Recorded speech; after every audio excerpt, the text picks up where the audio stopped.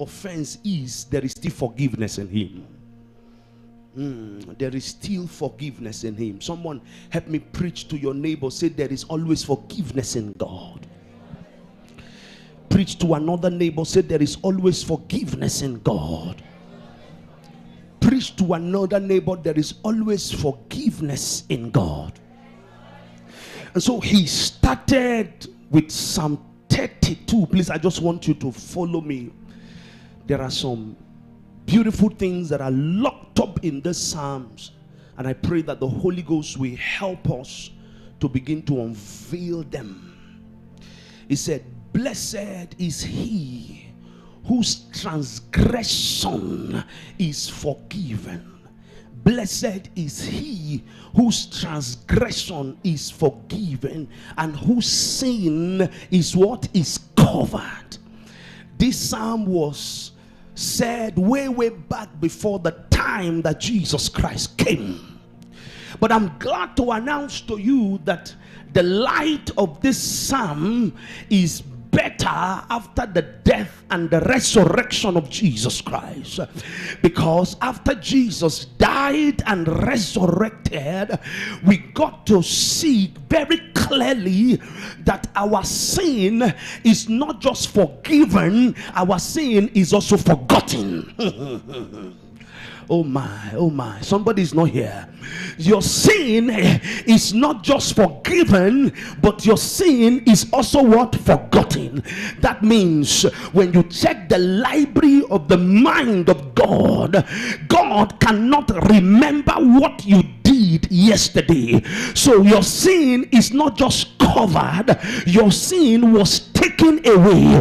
It was blotted away. And I remembered from the first Sunday that while teaching us the song of the Lord, I taught us that one of the things that the song of the Lord entail is the song of grace, the song that speaks and tell the tales of the grace of God. And one of the highest place where we can express the grace of God is understanding the depravity of our sin, the deadness that our sin has cost for us, and how Jesus Christ came and took us out of that mess, took us out of that sin, colored us and covered us by his blood. It makes you to sing that song of grace. So the song of the Lord is the song that talks about the blessedness of my life, not because I am totally worth the blessings, but there was someone that went to the cross just for me and took away my transgression, took away my sin, took away my iniquity, and did not just forgive me, but he kept it in an abyss that it will ever be forgotten.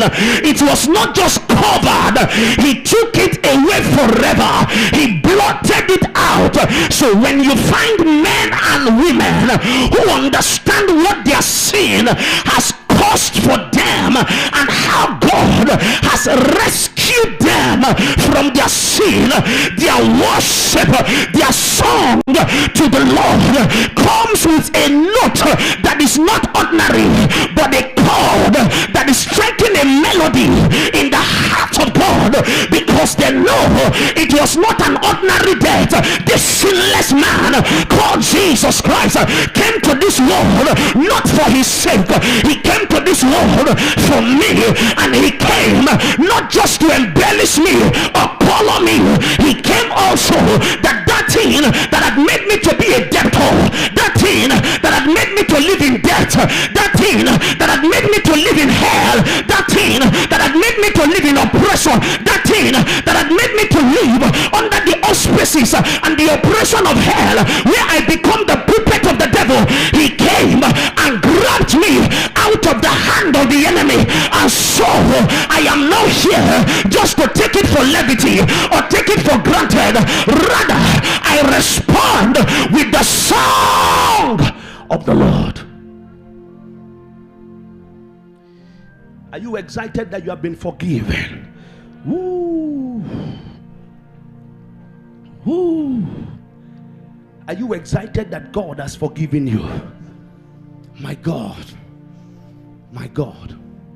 Some of you, it might not make so much sense to you because probably you have been given birth to in a Christian home where every morning there's a Christian devotion going on.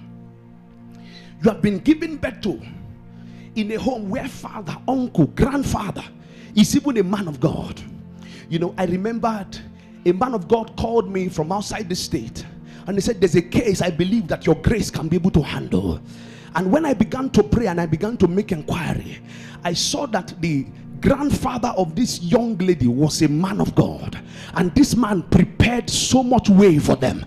And when I was speaking with the lady, I said, do you have any person in your lineage that is a serious man of God that has journeyed with God, because I am seeing a light that has been prepared for you people? And she said, yes, my grandfather